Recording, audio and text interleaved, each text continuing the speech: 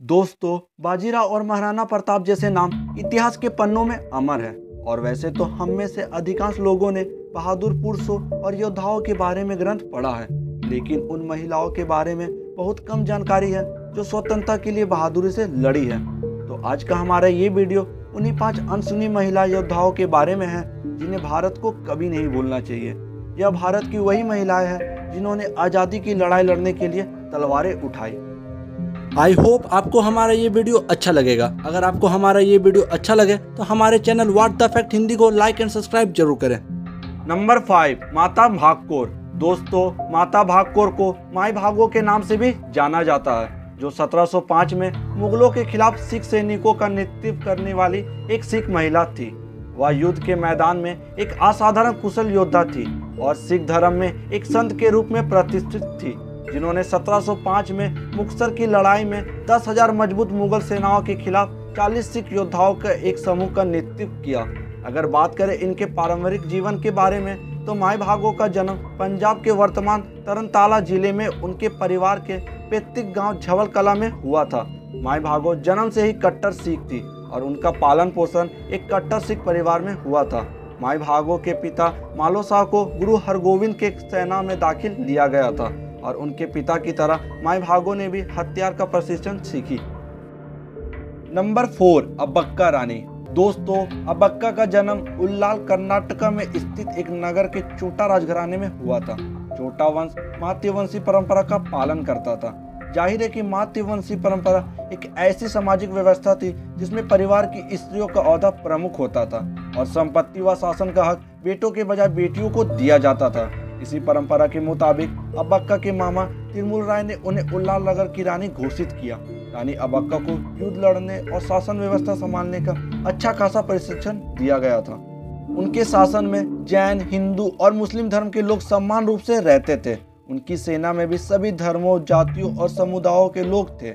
लोक कथाओं की माने तो वे एक न्यायप्रिय रानी थी और इसी कारण उनकी प्रजा उन्हें बहुत पसंद करती थी। ऐसा भी माना जाता है कि रानी अब्बक्का लड़ाई में अग्निबाण का उपयोग करने वाली आखिरी शख्स थी। उनकी अच्छाई और वीरता के कारण ही उन्हें अभय रानी भी कहा जाता था, मतलब एक ऐसी बहादुर रानी जो कभी किसी से नहीं डरती थी। वैसे तो अब्बक्का रानी अपनी शासनकाल में कई युद्ध लड़ी, जिनमें से एक है पुर्तगालियों के खिलाफ मोर्चा। रानी अब्बक्का के मामा तिरुमल राय ने उनकी शादी मंगलुरु की बंगा रियासत के राजा लक्ष्मप्पा अस्सरक के साथ करवाई। नंबर 3, ओनेक ओवावा। दोस्तों, अब हम आपको जिसके बारे में बताने जा रहे हैं वो कोई राजकुमारी नहीं बल्कि चित्रदुर्ग किले के एक गार्ड की पत्नी थी, परंतु इनका शौर्य भी कुछ कम न था। इन्होंने अपने शौर्य से अकेले 1-2 सैनिक नहीं बल्कि शत्रु के 100 सैनिकों को मार गिराया था। ये बात उस दौर की है जब दक्षिण भारत में हैदर अली सुल्तान और मैसूर साम्राज्य के वास्तविक शासक चित्रदुर्ग को जीतने की कोशिश कर रहे थे, लेकिन कई प्रयासों के बाद भी उन्हें कोई सफलता नहीं मिली। एक दिन सुल्तान ने देखा कि एक महिला छेद के माध्यम से किले में प्रवेश करने की कोशिश कर रही है। यह देखकर उन्होंने अपने लोगों को किले में प्रवेश करने और जीतने के लिए उसी तरह का उपयोग करने का आदेश दिया। ओवावा ने गतिविधि पर ध्यान दिया और चूंकि उसका पति दोपहर के भोजन के लिए दूर था, उसने मामलों को अपने हाथ में लेने का फैसला किया। उसने दरार पर पहरा दिया, यह सुनिश्चित करते हुए कि कोई भी किले में प्रवेश ना करे। इन सभी के अंत तक ओवावा ने लगभग 100 पुरुषों को मार दिया था। नंबर 2, किलाड़ी चिन्नम्मा। दोस्तों, किलाड़ी चिन्नम्मा कर्नाटक के किलाड़ी साम्राज्य की रानी थी। वे सागर कर्नाटक के स्थानीय व्यापारी सिद्धप्पा की बेटी थी। वैसे तो किलाड़ी साम्राज्य बेदनूर और इक्केरी के नाम से भी जाना जाता है, जिसका गठन विजयनगर साम्राज्य के पतन के बाद हुआ था। हालांकि 1667 ईस्वी में चिन्नप्पा का विवाह राजा समशेखर नायक से हुआ, परंतु कुछ ही वर्ष के बाद 1677 में समशेखर नायक की मृत्यु हो गई। तभी अपने आप को संभालते हुए चिन्नप्पा ने किलाड़ी नायक वंश के प्रशासन को कुशलता से संभाला। चिन्नप्पा एक बहुत ही गुणी और धर्मपारायण महिला होने के साथ साथ अपने समय की महान प्रशिक्षित योद्धा भी थी।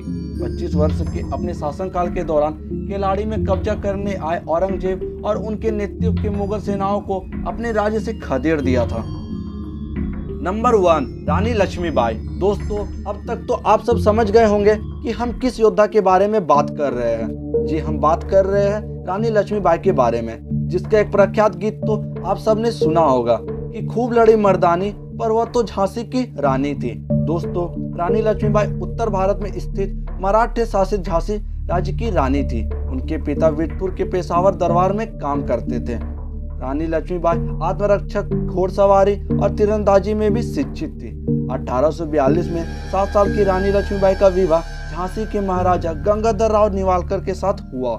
1851 में उन्होंने अपने बेटे दामोदर राव को जन्म दिया, लेकिन लगभग 4 महीने की उम्र में ही उसकी मृत्यु हो गई। बच्चे की मृत्यु के बाद झांसी के राजा और रानी ने आनंद राव को गोद लिया। ऐसा कहा जाता है कि गंगाधर अपने बेटे की मृत्यु से कभी नहीं उभर पाए और 21 नवंबर सन 1853 को इसी कारणवश उनका देहांत हो गया। सन 1854 में अंग्रेजों ने इसी का दुर्भाग्य का फायदा उठाने की कोशिश की और झांसी की रानी को 60,000 सालाना पेंशन के साथ किले छोड़ने का आदेश दिया। लेकिन अंग्रेजों को झांसी की सत्ता नहीं देने के फैसले पर झांसी की रानी अड़ी रही और तभी उन्होंने अंग्रेजों के खिलाफ लड़ाई लड़ने का मोर्चा स्टार्ट कर दिया और उन्होंने अपने युद्ध में गुलाम बोस खान, दोस्त खान जैसे कई महान योद्धाओं को शामिल किया। तो दोस्तों, आपको हमारा ये वीडियो अच्छा लगा तो लाइक एंड शेयर जरूर करें और आगे भी ऐसे ही मजेदार और इंटरेस्टिंग वीडियो देखने के लिए हमारे चैनल को सब्सक्राइब करके बेल आइकन जरूर दबाएं।